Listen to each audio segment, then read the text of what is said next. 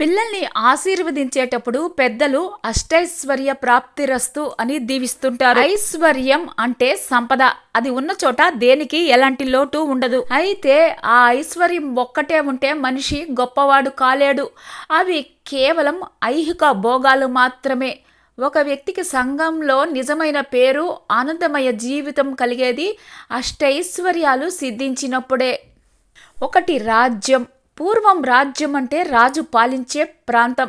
కానీ అష్టైశ్వర్యాల్లో రాజ్యం అంటే ఆధీనంలో ఉన్న ప్రాంతం కాదు. ఈ భూమండలంపై వ్యక్తి పేరు, యశస్సు, కీర్తి వరకు విస్తరిస్తే ఆ ప్రాంతమంతా అతని రాజ్యం అని అర్థం. అంటే మనిషి గొప్పతనం నలుమూలలా విస్తరిస్తే అది ఒక ఐశ్వర్యం. 2 ధనం. ధనం ఉంటేనే ఎవరికైనా విలువ.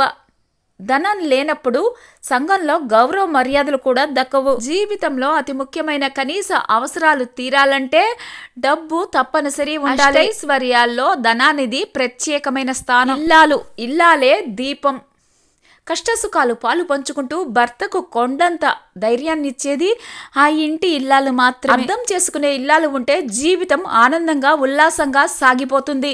ఒకవైపు సంతానాన్ని ప్రయోజకుల్ని చేయటం, మరోవైపు అత్తమామల్ని ఆప్యాయతతోటి చూసుకోవడం, భర్తతో సమానంగా ఇంటి వ్యవహారాలు నిర్వహించటంలో ఇల్లాలి పాత్ర అద్వితీయమైనది. సగం బలం సంతానం. కొండంత సంపద ఉండి కూడా బాగోగులను చూసుకోవడానికి సంతానం లేకపోతే జీవితానికి సంపూర్ణత చేకూరదు. పిల్లలు ప్రయోజకులు అయ్యారంటే ఆ తల్లిదండ్రుల ఆనందానికి అవధులు ఉండవు. ధైర్య సాహసే లక్ష్మి. జీవితంలో కొందరు సాధించిన దాన్ని మరికొందరు సాధించలేరు.